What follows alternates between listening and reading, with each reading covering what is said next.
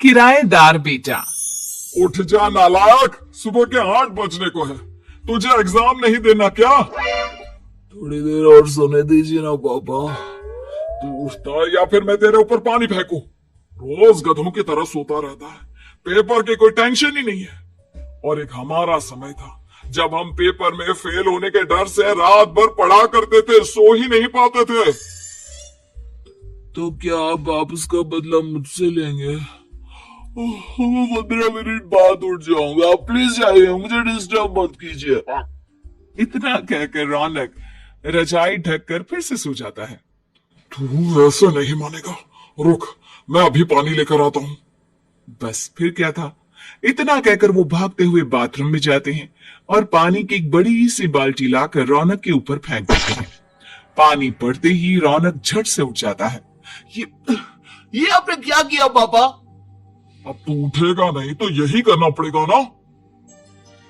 वैसे thanks dad, आपके कारण ना अब मुझे नहाने की भी जरूरत नहीं पड़ेगी। चलिए अब आप माँ से बोलकर मेरे कपड़े निकलवा दीजिए, तब तक मैं ब्रश कर लेता हूँ। वैसे कल ना आप एक काम और करना, नहलाने के साथ साथ मुझे ब्रश भी करवा देना। ये ब्रश करने में ना मुझे बहुत आलस आता है। रौनक की बातों से अरविंद का मुंह खुला का खुला रह जाता है। वो अपनी पत्नी कमला के पास जाता है और रौनक की हरकतों के बारे में बताता है, जिसे सुन उसकी पत्नी हंसने लगती है। तुम अपने बेटे को समझाने के बजाय हंस रही हो। रौनक बच्चा है, धीरे धीरे सुधर जाएगा। अब क्यों उसके पीछे पड़े रहते हो? अभी नहीं सुधरेगा तो कब सुधरेगा? 10वीं क्लास में है रौनक, वो अब कोई बच्चा नहीं रहा। अरविंद के इतना बोलते ही वहां रौनक भी आ जाता है। क्या डैड, मैंने आपको एक काम दिया था, वो भी नहीं हुआ आपसे। अरे क्या हुआ बेटा? माँ, मैंने डैड से बोला था कि वो आपको बोलकर मेरे स्कूल की यूनिफॉर्म निकाल दे, लेकिन मेरे पीछे पड़ने के अलावा इनसे एक काम ढंग से नहीं होता। देख रही हो कमला, देख रही हो अपने लाडले को? अरे आप चुप रहिए जी।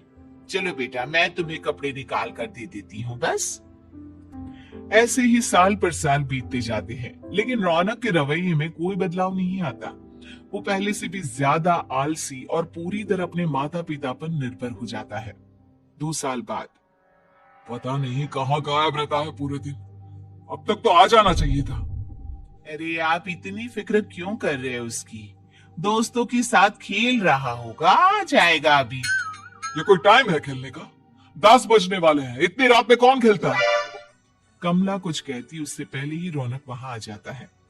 मम्मी जल्दी से खाना लगा दो, बहुत भूख लग रही है। तुम्हें तब तक खाना नहीं मिलेगा जब तक तुम बता नहीं देते कि इतनी रात गए कहां से आ रहे हो। ओ प्लीज डैड, अब आप एसीपी प्रद्युमन बनकर मेरे सर पर बंदूक लेकर मत बैठ जाना। अपनी फालतू की बकवास बंद कर और बता कहां से आ रहा है। माँ अब समझाइए ना डैड को। बता देना बेटा, इनको भी तसल्ली हो जाएगी। आप बोल रही हैं तो बता देता हूँ, मैं दोस्तों के साथ मूवी देखने गया था, इसलिए देर हो गई। तू इन सब चीजों में मेरे पैसे उड़ाता है? कभी 1 रुपया कमाने के बारे में सोचा है तूने? जब देखो हवा की तरह पैसे उड़ाता रहता है। माँ अब आप इन्हें चुप करा दीजिए, वरना ना मुझे गुस्सा आ जाएगा। अच्छा क्या कर लेगा? बता ना क्या कर लेगा तू? वैसे बात तो ठीक ही है, मैं कर ही क्या सकता हूँ। पैसे तो फिर भी मैं आपसे ही मांगूंगा ना। चलिए अब ये सब बात छोड़िए और मम्मी मेरे लिए खाना लगा दीजिए। अभी लगा देती हूँ बेटा। मैं बता रहा हूँ कमला, एक दिन ये ऐसे ही बिगड़ जाएगा। उफो, आप क्यों इतना पीछे पड़े रहते हो मेरे बच्चे के? बात की बाद में देखेंगे, अभी आप शांति से उसे खाना खाने देंगे। अगले दिन, डैडी मुझे 10,000 रुपए चाहिए। हाँ? अब इतने पैसे क्यों चाहिए तुझे?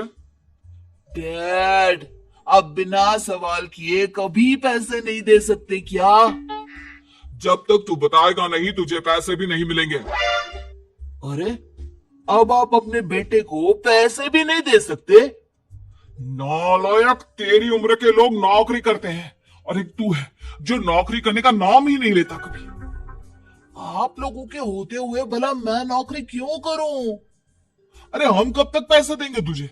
तुझे भी तो अपने पैरों पर खड़ा होना होगा ना। कौन सा उधार के पैरों पर खड़ा हूं? अपने ही तो पैरों पर खड़ा हूं मैं। इसी तरह रौनक दिन प्रतिदिन लापरवाह होता जाता है।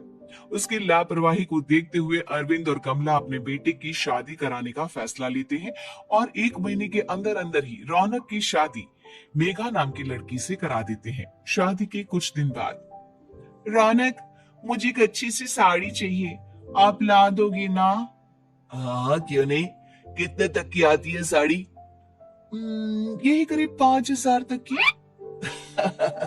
तुम चिंता मत करो, मैं आज ही डैडी से पैसे मांगकर तुम्हारे लिए साड़ी ले आऊंगा। आप कब तक ऐसे ही अपने पापा से पैसे मांगते रहेंगे? कोई अच्छी सी नौकरी क्यों नहीं कर लेते आप? अरे डैड के होते हुए मुझे नौकरी करने की जरूरत ही क्या है? फिर आप ऐसे कब तक उनसे पैसे मांगते रहेंगे? कुछ आपको अपने दम पर भी तो करना होगा ना। अब तुम भी बाकी लोगों की तरह मुझे ज्ञान देना शुरू मत कर देना। साड़ी चाहिए ना तुम्हें, मिल जाएगी बस। इतना कहकर रौनक अपने पिता से पैसे मांगने चला जाता है। डैडी, मुझे 5,000 रुपए चाहिए। अब 5,000 क्यों चाहिए तुझे? वो मेघा को साड़ी चाहिए थी। अरविंद आगे बिना कुछ कहे चुपचाप उसे पैसे निकाल कर दे देता है। कुछ दिन बाद, तुम्हें नहीं लगता कमला, रौनक हम पर पहले से भी ज्यादा डिपेंड हो गया है? मुझे तो अब उसकी भविष्य की चिंता होने लगी है। कल को हमें कुछ हो गया तो वो क्या करेगा? काश तुमने पहले ये सोच लिया होता तो आज हमारा बेटा इतना लापरवाह नहीं होता। तब मुझे कहाँ पता था कि मेरा लाड प्यार उसे इतना बिगाड़ देगा कि वो इस हद तक लापरवाह बन जाएगा। कोई बात नहीं, अभी भी देर नहीं हुई। मुझे पता है उसे कैसे सुधारा जा सकता है। कैसे? अरविंद कुछ कहता उससे पहले रौनक वहां आ जाता है और पैसों के लिए हाथ फैलाने लगता है। डैड, मैं और मेघा बाहर घूमने जाना चाहते हैं। अरे वाह, ये आज सूरज कहां से निकला है? Dad please. अच्छा चलो अब मुद्दे की बात करो। मुझे अब 25,000 चाहिए। अब तुम्हें 1 रुपया भी नहीं मिलने वाला। अगर तुम्हें पैसों की इतनी ही जरूरत है तो कोई ढंग की नौकरी कर लो। मम्मी, आप कुछ कहिए ना डैड को। बेटा, वो गलत क्या बोल रहे हैं? ये सब हम तेरे भले के लिए ही तो कर रहे हैं। मम्मा, मैंने बताया ना आपको, मुझे नहीं करनी कोई जॉब वॉब। तो ठीक है, निकल जाओ हमारे घर से। तुम्हारे जैसे लोगों के लिए मैंने ये घर खड़ा नहीं किया है। जितना ये घर आपका है ना, उतना ही मेरा भी है। मैं कहीं नहीं जाने वाला। जाना तो पड़ेगा ही तुझे, क्योंकि अब मैं तेरा कोई भी खर्चा नहीं उठाने वाला। ठीक है, मत उठाइए मेरा खर्चा, मैं अपने दम पर भी जी सकता हूँ। तो बेशर्मों की तरह अब तक यहाँ क्यों खड़ा है? अपना सामान ले और निकल जाए यहाँ से। रौनक पैर पटकते हुए वहां से चला जाता है। घर से निकालना जरूरी है क्या उसे? बिना पैसों के कौन रखेगा उसे किराए पर? अगर उसका भविष्य सुधारना है तो हमें अपने दिल पर पत्थर रखकर ये कदम उठाना ही होगा। दोनों बात कर रहे होते हैं कि रौनक अपनी पत्नी के साथ एक बड़ा सा बैग लेकर घर से निकल जाता है, लेकिन घर से बाहर उसे कोई भी मुफ्त में अपने घर किराए पर नहीं रखता। अंत में थक हार कर वो फिर से अपने घर चला जाता है। क्या हुआ? थोड़ी देर पहले तो दहाड़ते हुए घर से निकला था, अब क्या हुआ? नहीं रखा ना किसी ने तुझे किराए पर? डैड प्लीज, मैं कुछ दिनों में कोई अच्छी सी नौकरी शुरू कर दूंगा। आप तब तक तो हमें रख लीजिए प्लीज। सुबह से रात हो चुकी है लेकिन कोई हमें रखने को राजी नहीं है। अब आप ही बताइए, इतनी रात को मैं मेघा को लेकर कहाँ जाऊंगा? ठीक है ठीक है, बहू की वजह से मैं तुझे घर पर रख रहा हूँ, लेकिन तू इस घर में एक बेटे की नहीं बल्कि एक किराएदार की हैसियत से रहेगा। 3 महीने है तेरे पास। इन 3 महीनों के अंदर अंदर मुझे तेरी पहली तनख्वाह हाथ में चाहिए, समझ गया? पक्का डैड, इन 3 महीनों के अंदर अंदर तो कोई बढ़िया सी नौकरी ढूंढ ही लूंगा मैं। ऐसे ही धीरे धीरे समय बीतने लगता है और अरविंद के दिए 3 महीनों में से 2 महीने बीत चुके होते हैं। पापा जी ने हमें 3 महीने दिए थे, जिसमें से 2 महीने तो बीत चुके हैं।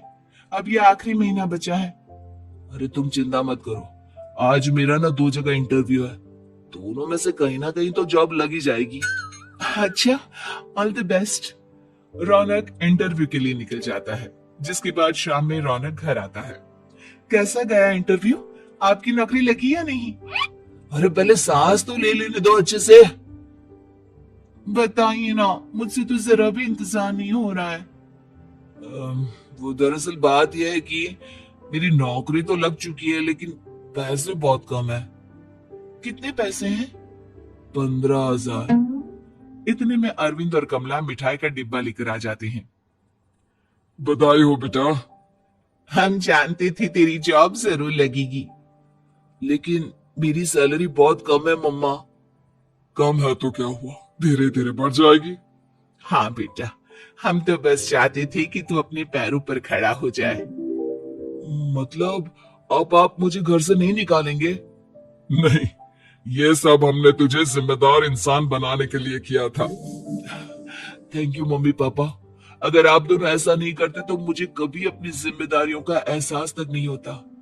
आज आपने मुझे सिखा दिया कि इंसान का अपने पैरों पर खड़ा होना भी जरूरी होता है।